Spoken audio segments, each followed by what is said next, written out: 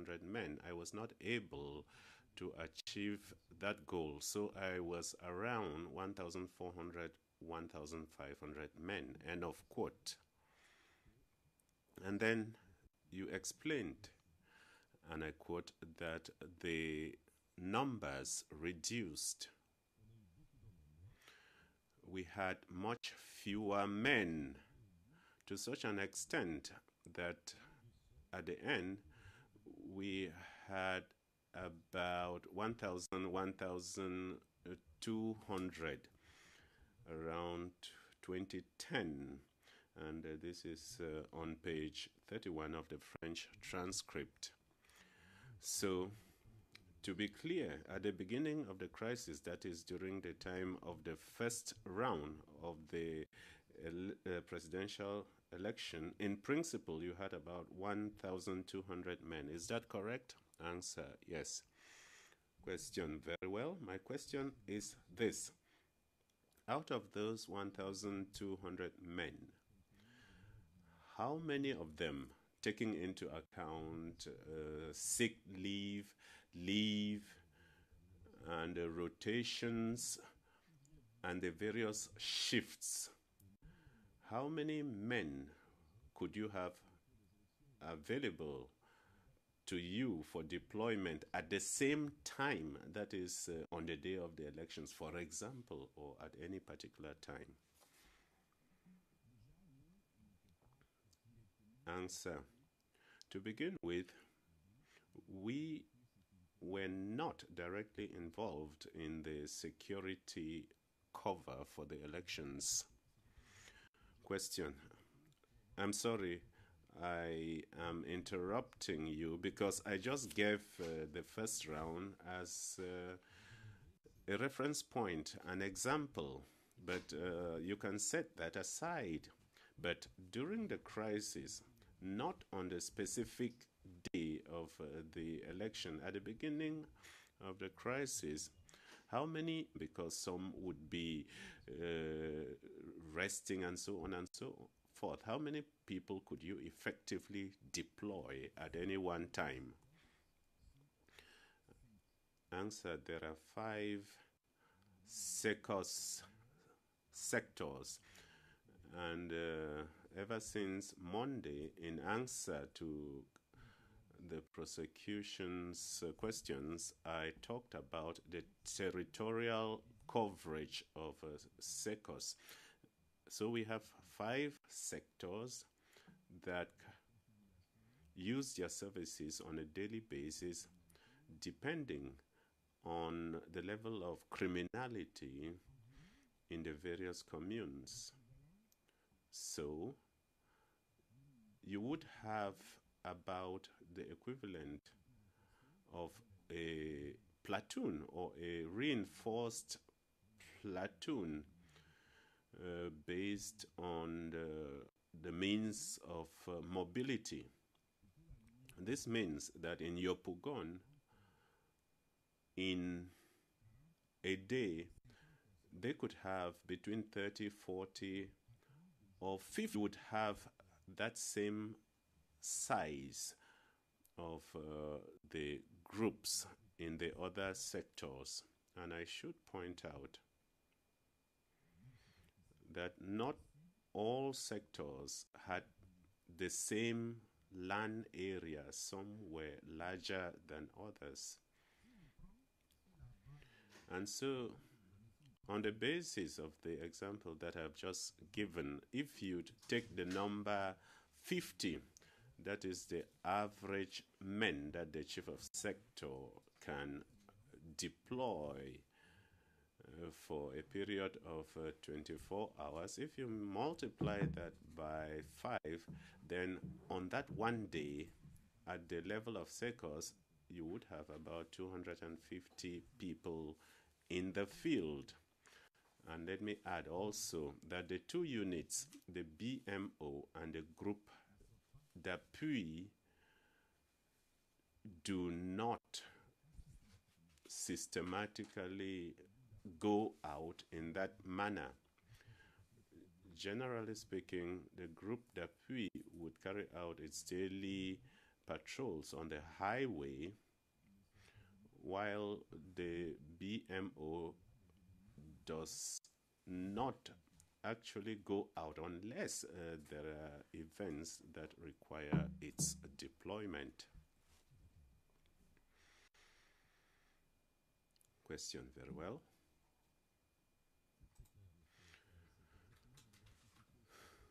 It is very clear, Mr. Witness, you anticipated some of my questions. That is precisely what I wanted to ask you. And now, for us to be very clear, so about 50 people in service at the same time in each of the sectors, and you have said that those sectors are different. Some are bigger than others, and some are more densely populated than others. But to be clear, those 50 men, they have to intervene in an area of action, sector by sector. But what is approximately the population of those sectors?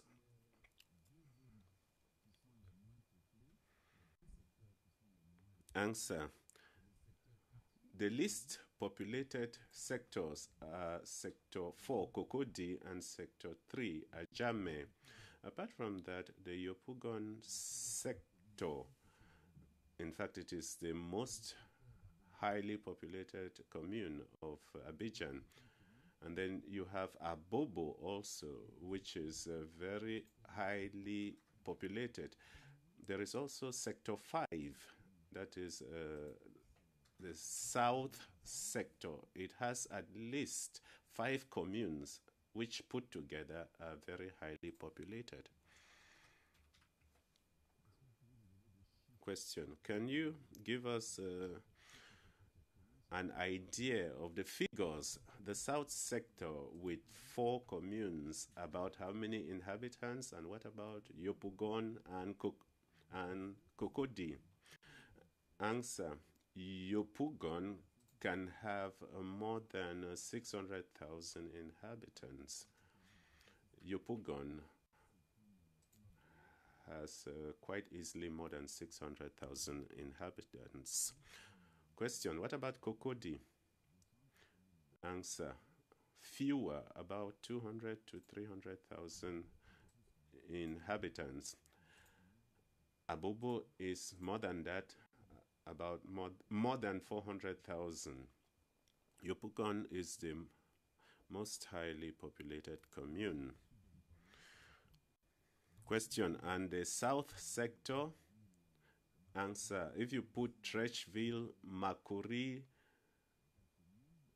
Kumasi, Port-Boué, the four communes, I think you can also go beyond that figure of 600,000 inhabitants. Question, very well. We have understood approximately 50 men times 5 sectors. That is 250 plus BMO plus group d'appui. So that is approximately the overall number of men you have on any one day. Now, out of those people, how many of them were trained in combat? Answer, the circus elements who were in the 5 sectors did not have any combat training. They did not have any specific combat training.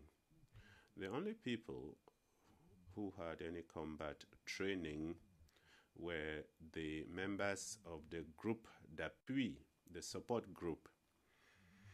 Even the BMO elements had some basic training in law enforcement, and sometimes they had refresher courses. But the only elements who had combat training were the elements of the group d'appui. Question. Very well. Now, can you tell us the numbers about how many of them had combat training? Answer. Generally speaking, 80 people. Question. Very well. Out of those 80 people, how many of them could be mobilized at the same time during any given day? Answer. Yesterday, I said that we had about an average of 4 to 6 operational vehicles. So it was the transportation capacity of those vehicles that would determine the operational mobility of our men, given that we would have about 6 persons per vehicle. Question. Very well. Mr. Witness, do you consider that you were understaffed? Answer. The overall population of Abidjan during that period, and this is an estimate, I do not have specific numbers, it was about 4 to 5 million people. So if you look at the ratios, we were very far away from what would have been needed to ensure their coverage, and you will add to that the shortcomings relating to mobile equipment. When you carry out security in Abidjan, even if we have done what we did, that is pre-positioning of units, there necessarily has to be a lot of mobility so that the units can be able to move very rapidly from one location to another, not more than 15 minutes. And we were not able to achieve those targets which we had set ourselves in order to be as efficient as we wanted to be. Question. Very well. On page 31 of the French transcript of the 27th of March, you testified, and I quote, and it is line 22, the question of the prosecutor: who placed those various elements at the disposal of SECOS? And on line 26, you answered, I expressed the needs to the Supreme Commander, who assigned those gendarmes to the SECOS. Question. And the soldiers? Who placed them at the disposal of SECOS? Your answer. The Chief of Army Staff. Question. And we are talking about the creation of SECOS and therefore General Mangu. Is that correct? Answer. Yes. Question. What about the police? Who put those elements at your disposal? Answer. The Minister of the Interior and the Director General of the Police. End of quote. My question to you is this. So, in reality, you did not directly select the members of SECOS. Is that correct? Answer. I did not select them. And this was one of the difficulties that I face in achieving full efficiency, because the organic commands the cause of origin. If I say that in right gendarmes, and sometimes, and this is quite amusing, you would have sick people who are unavailable. 150 policemen, and I'm not undermining the police here because I have great respect for them. Sometimes they are not able to do that. And very frequently, after 15 days and 30 days, we find out how they work. And they send all those people to SECOS. And when we realize what is happening, we do a sort of selection and sorting and return some of those people to their cause of origin. Question, very well. Now let me read your prior statement, and the reference number is 0016-0130, page 0131. And this is line 17. I quote, person interviewed, and that is you. There were two facts. The reputation of SECOS started being tarnished because there was a lot of racketeering and many actions that were not consistent with what I thought was our profession. And the various investigations that were carried out showed that the policemen who were at SECOS were quite involved in those things. So I sent back the policemen.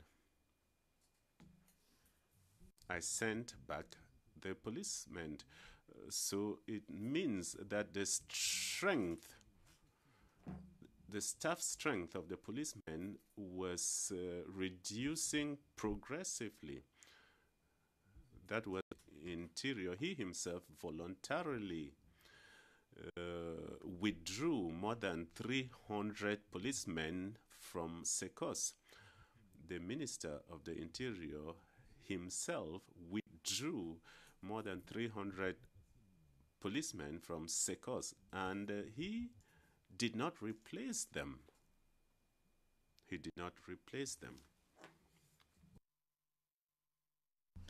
So, on the one hand, the people who are being excluded from SECOS for bad conduct or misconduct, and then there are those who were voluntarily withdrawn by the Minister of the Interior from SECOS.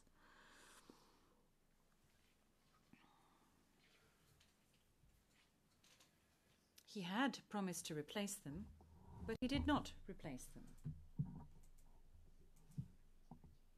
So this meant that the strength in terms of policemen considerably reduced, and that is why. But we power. The gendarmerie would respond, but the police would not respond. Ma question. So my question to you is that you successfully fought corruption within your unit, did you not? Answer, yes. Could you tell us a little bit more about that with regard to this fight against corruption that you led?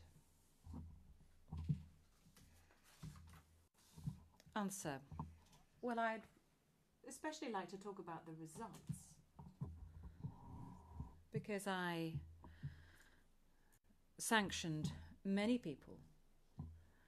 And I even gave or showed many an example of these disciplinary cases to the investigators of the OTP. And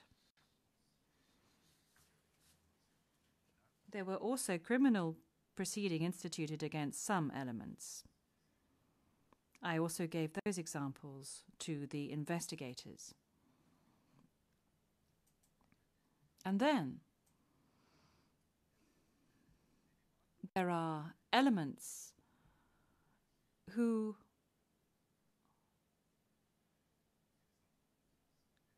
were not subject to disciplinary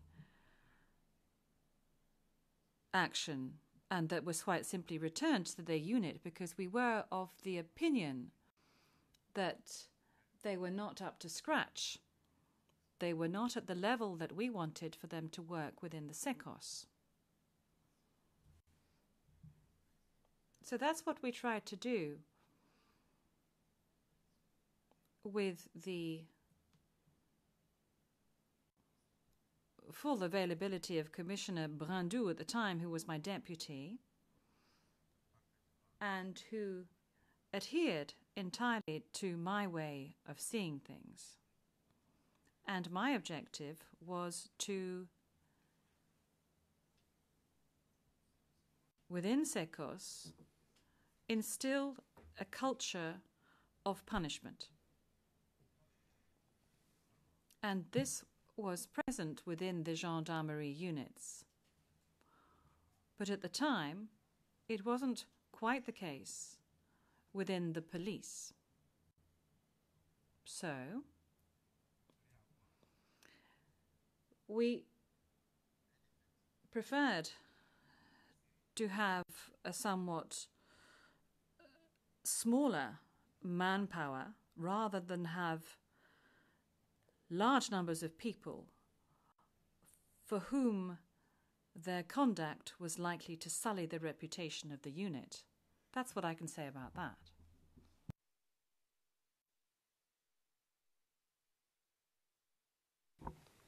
Mais donc, si je comprends. Question. So if I've understood you correctly, those amongst your manpower who were problematic were the policemen and not the gendarmes.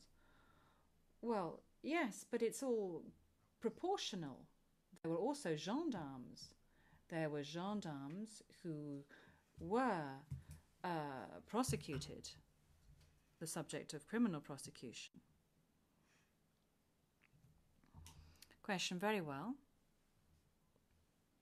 So, earlier on, we were talking about the fact that you received element of human resources with regard to those with the manpower that were seconded to you, whether it be policemen, gendarmerie or soldiers, those people. Who was in charge of that? Answer.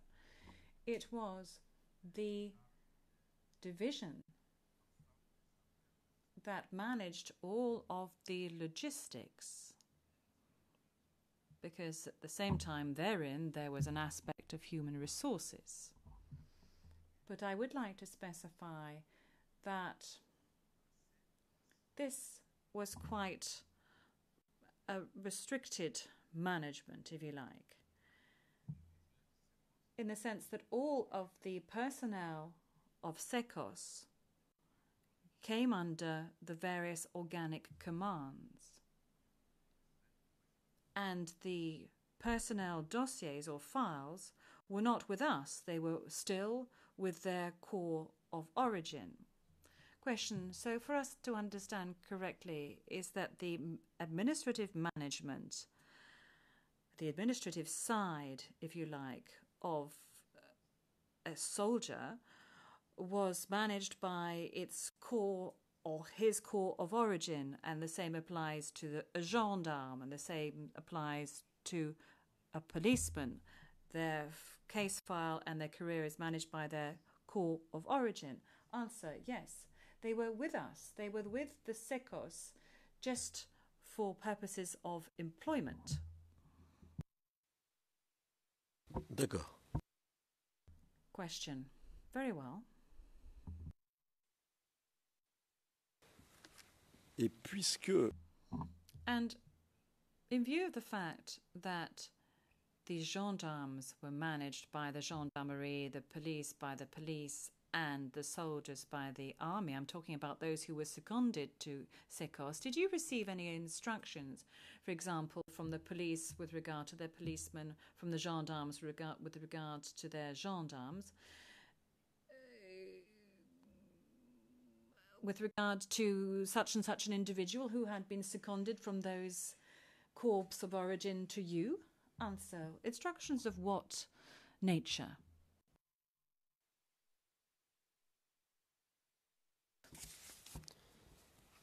Alors, je vais lire votre déclaration antérieure.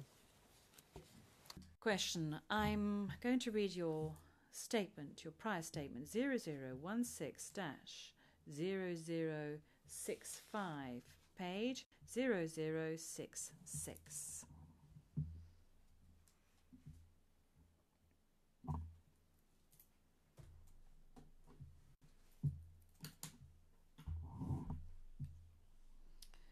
Question. Well, yes, quite. Quite.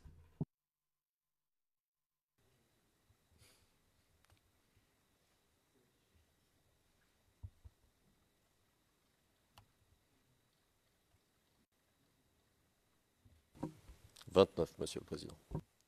Maître Altiti, it's line number 29, Mr. President. Presiding Judge, thank you. Microphone, please, Counsel.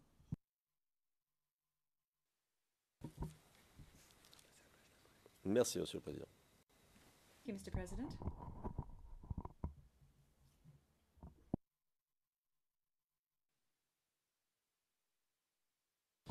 Alors, je cite. So, I'm going to quote. So, the interviewee, that's you. For example, all the operational credits, the budget, all of that, that is down to the Ministry of Defence. So, it is he who verifies the means placed at the disposal of SECOS. The means. How do we call it? Credit. But men? Well, I should specify here too, that the men, the policemen, it is often the corps of origin, that is to say, the national police or the gendarmerie. Enquêteur 1. Investigator number 1. Does that mean that you can also receive instructions from the police and the gendarmerie? And then we're going to turn over the page to go to the next page.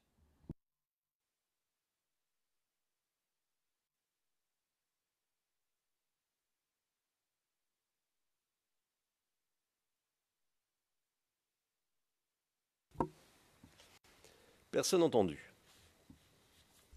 Interviewee. Yes. Yes. With regards to the men, personnel management, all of that, because these are men after all. I don't have men. I don't have any men. There we are. So,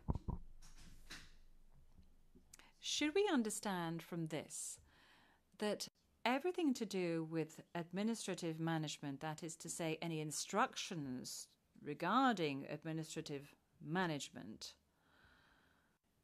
of the manpower placed at your disposal, was done elsewhere in the corps of origin, the police, the gendarmerie, and the army? Answer, yes. They were placed at the disposal of SECOS for us to use.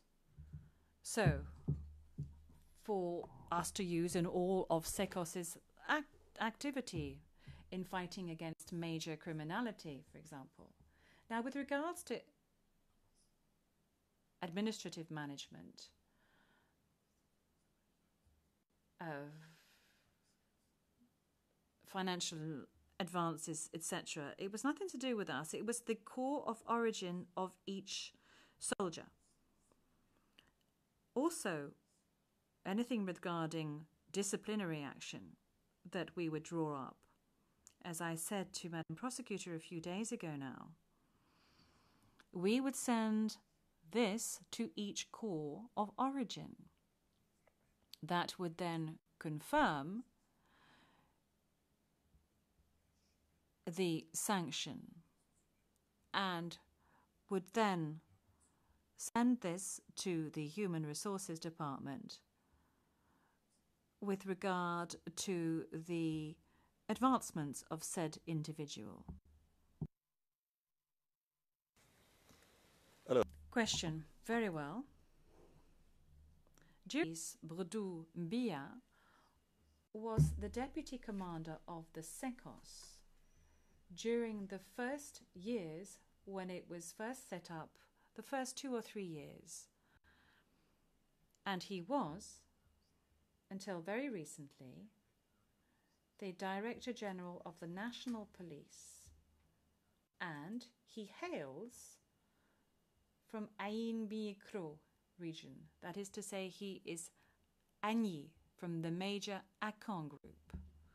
This was already in the perfect knowledge of the chamber. Le capitaine Mori Sakanoko. Question. Captain Mori Sakanoko. Aujourd'hui, Answer. Today he is commander. He was lieutenant and captain within the SECOS. He was lieutenant when he arrived and he was promoted to captain. He was in charge of the logistics and the human resources division that we were mentioning earlier. And today, according to the last news I received, he is working at the État-Major at the Mobile Gendarmerie Legion at Agban Camp. And Mori belongs to the major Malenke group. He is a jeweler. D'accord. Question. Very well. Commissioner Yoro. Answer. Commissioner Divisioner Yoro, within the SECOS as deputy commander, he spent a short time. He was rapidly recalled by the Director General of the Police and the Ministry of the Interior to take care solely of heading up the intervention units. He is Bete, and I believe that today he is retired. D'accord. Question. Very well. Commissioner Robé. Answer. Principal Commissioner Robé Joachim was in charge of the planning division and operational division, the planning and operations division. And at the same time, he was also the commander of the CRS 1 in Williamsville for a time. Then he, within the police still, when he was promoted, he was in charge of scientific issues within the Directorate General of the Police. He is Bete, and today he is retired. D'accord. Question. Very well. Captain Zo Lua.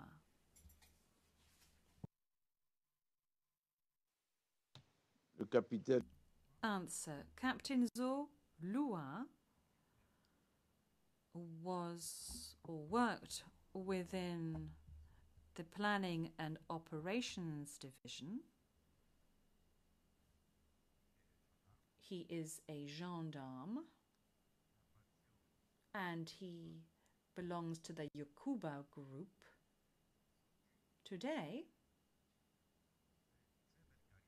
he has had an illustrious career within the Gendarmerie Legion in Bouaké, where he has already been publicly congratulated on 2 occasions by the superior commander of the Gendarmerie.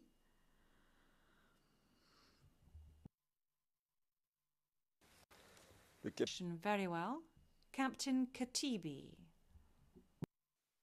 le capitaine Kat Answer. Captain Katibi Jonas was in charge of the intelligence, and today He is working within the National Gendarmerie Superior Command, and I think his expertise in terms of intelligence is very much appreciated. And he is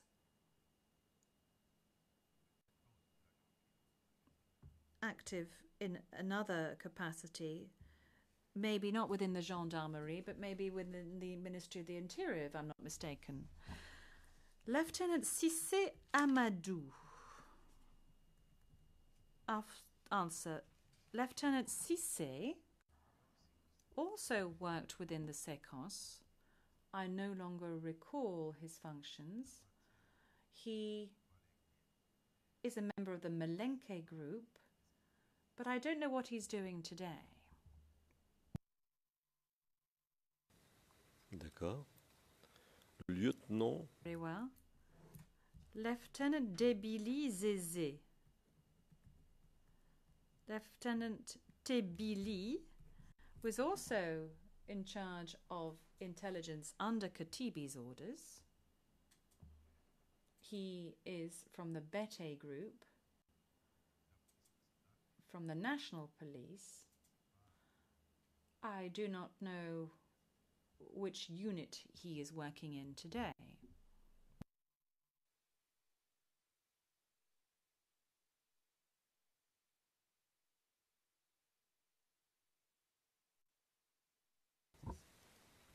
Son origine? Question, and his origin? Answer, I said he was a Bete. Question, I do apologize. Commander Nuko Ange. Answer, Commander Nuko was an officer in charge of public relations and communications for the SECOS. A brilliant officer who studied to a high level, to such an extent, in fact, that the gendarmerie would use him in the SECOS in the same capacity. So he was in charge of communications in SECOS and also within the National Gendarmerie. Lieutenant Nuko is Gbagbo, and today is working within a general staff for a major corps of the gendarmerie. In view of his expertise, he was active for quite some years in Mali within the African force deployed to Mali. Question, very well. Commissioner Loba Patrice. Answer, Commissioner Loba was, before Katibi, in charge of intelligence issues. He is a member of the Ebrier group, and very early on, he was recalled by the National Police and was commander of the BAE, the riot squad in Yopougon. I do not know his position today. Pardon, je ne suis pas sûr. Question, I'm sorry, but I'm not sure whether you said what ethnic origin he is. Answer, I said he was an Ebrier. Question, Ebrier, all right. Capitaine Aubenier. Captain Obienere Ouattara. Answer, Captain Ouattara Obienere succeeded Lieutenant Colonel Gouet as sector commander, that's sector 2 in Abobo.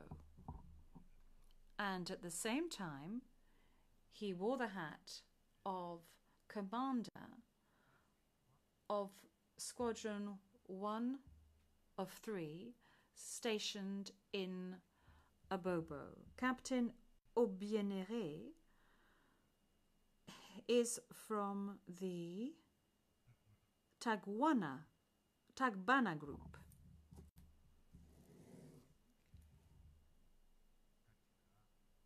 To be found in Katiola, Tafere,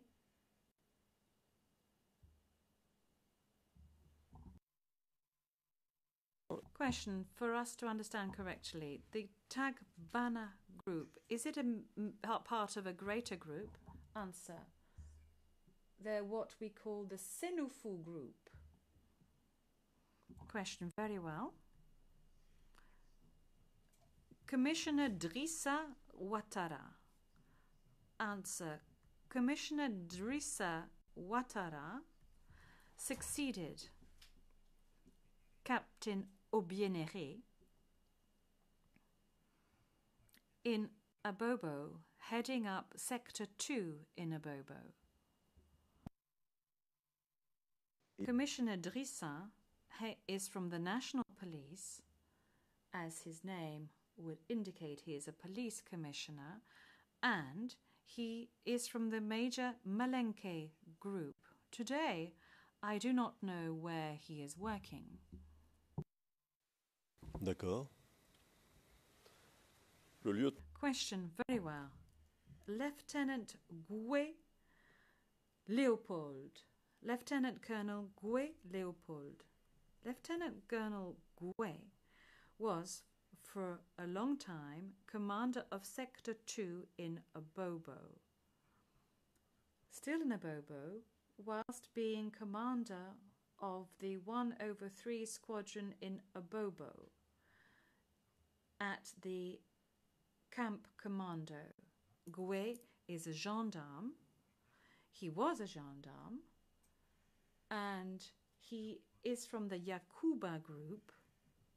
Today, he has requested to be let go, and he is no longer a gendarme. Le capitaine Zakpa. Question, very well. Captain Zakpa. Answer. Captain Zakpa was in command of Sector 5 of the Sekos, and he was based in Kumasi. And at the same time, he was the commander of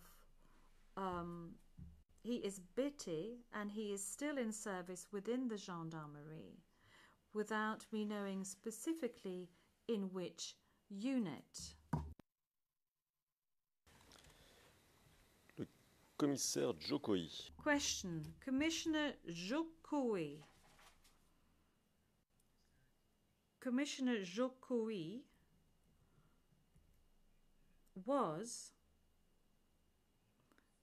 the sector commander for Sector 3 in Adjamé, and then he was recalled by the National Police to occupy other functions, and he's still there, I believe.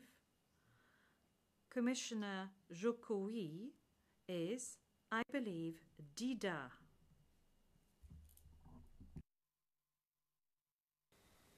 Question. Very well. Commander Jean-Noël Abbaye. Answer. Commander Jean-Noël Abbaye commanded Sector 4 in Cocody. He is a gendarme, and today he is in detention. He has been in detention since the crisis. He is Baoulé. Question. Very well. Lieutenant Widi. Answer. Lieutenant Widi was the commander of the BMO Law Enforcement Brigade. Today he is an instructor in one of the 2 gendarmerie schools. I don't know quite which one. And he is Bete.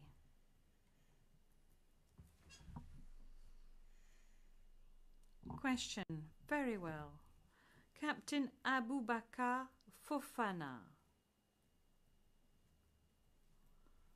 Answer. Captain Fofana, a brilliant officer. He was the one who was designated to head up the groupe d'appui. A brilliant officer. I'd like to underscore that point. And today he is the head of a major gendarmerie unit in the north in Korogo. He is a Malenke. D'accord. Very well. Lieutenant Colonel Ayemu. Lui n'appartient pas au SECOS, il était mon adjoint à l'école de gendarmerie. He is not in Sekos. He was my deputy at the gendarmerie school. Should I speak about him? He is Agni, and not so long ago, he was the commander of the largest gendarmerie intervention unit in Abidjan, the Mobile Legion. Question. Very well. Is there any important officer of SECOS at that time that we have overlooked, that we have not mentioned? Answer. The only omission that I can mention is the officer who replaced Commissioner Jokoyi in Ajame, and I also told the investigators of the OTP, and that is Captain Fofana, who succeeded Commissioner Jokoyi when he was called to other duties. Captain Fofana is a member of the Malinke group.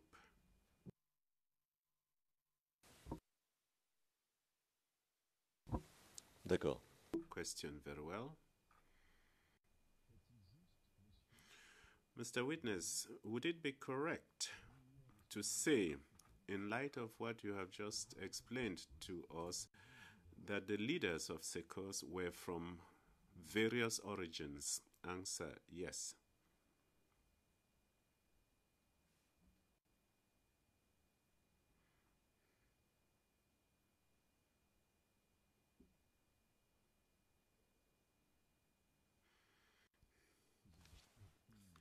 Question. More broadly, can you tell us whether the gendarmerie was made up of troops and officers of all ethnic and religious affiliations? Answer. Yes. Question. Very well. I have a question to put to you.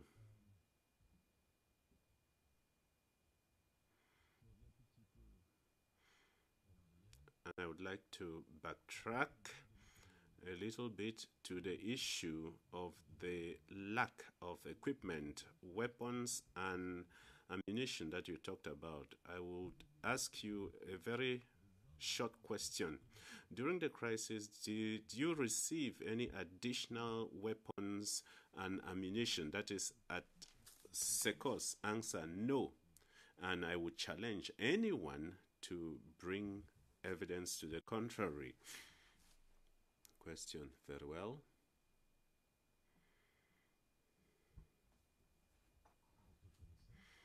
To your knowledge,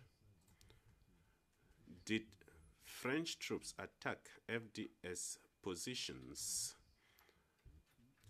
in March and or April 2011?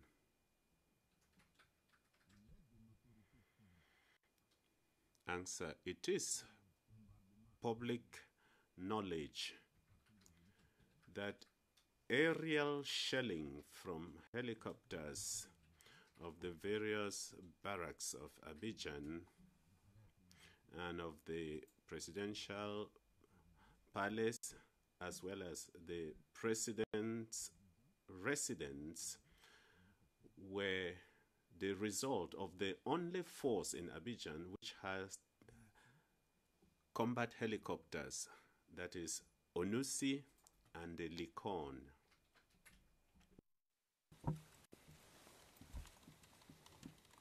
D'accord. Very well.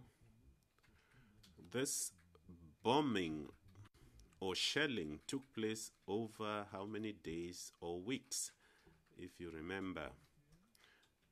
Answer: up till the 31st of March, there had not yet been any aerial bombing or shelling. It was after the 31st, right up to the 10th and 11th of April. It was during that period that the shelling took place, and I had forgotten that the national television was also bombarded or shelled. Question: by the French? Answer: in any case, it was shelled by helicopters. Question: very well.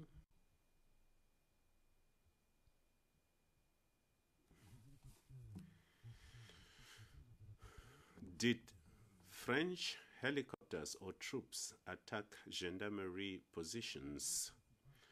Answer: the two main gendarmerie barracks, Cocody and the École de Gendarmerie, and the Akban camp between Adjamé and Akban, they were bombarded by helicopters. And I told the counsel for the prosecution the other day about it. Question: very well. Were you approached by representatives of the rebellion during the crisis? Answer: no.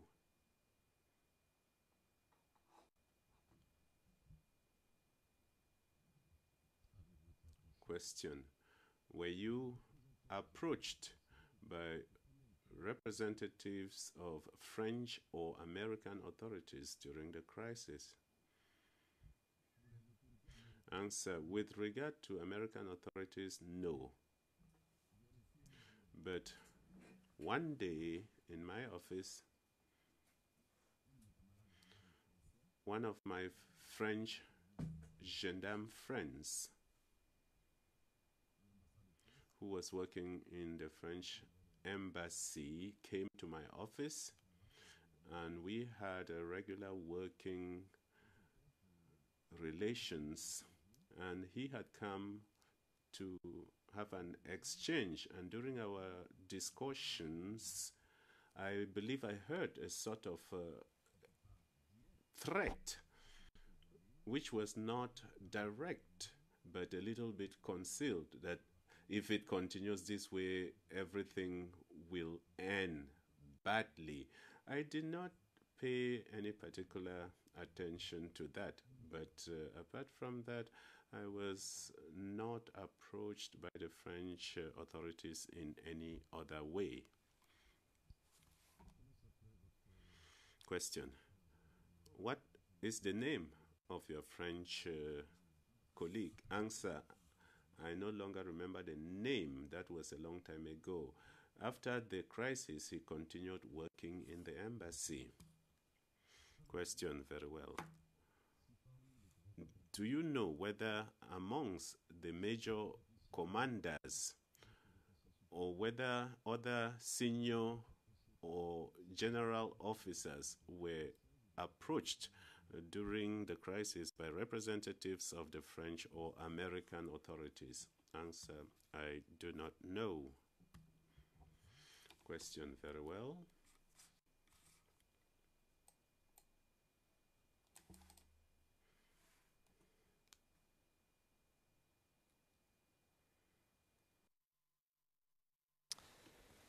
Après votre départ de l'école de gendarmerie le 31 mars, After your departure from the gendarmerie school on the 31st of March, where did you go to? Answer. I said the other day to the counsel for the prosecution that I took shelter. Question, where? Answer. I took shelter. I was at a secure place. Question, in Abidjan? Answer, I took shelter in a secure location. Point. We will leave it at that, with that ambiguity that you are maintaining, but Abidjan is not a terribly large place. Well, at what time did you go to the Gulf Hotel? Answer. On the 12th of April, the Chief of Staff called a certain number of generals to his residence in Cocody because his residence in Abobo had been totally destroyed and ransacked. So each person used the means available to arrive at the residence of the Chief of Staff at Cocody. He informed us that we had to go to the Gulf to present ourselves to the new authorities. That is what we did on the 12th or the 13th. I no longer remember, but we went to the Gulf to present ourselves to the new authorities. And as usual, it was the Chief of Staff who took the floor. A few of the generals were not present, and so we were received by the Minister of Defense, who was at the same time Prime Minister and the Minister of the Interior. Question, who was this? Answer, the Minister of the Interior, of the Defense and the Prime Minister was Mr. Soro Guillaume. Question, were you not afraid to go to the Gulf Hotel?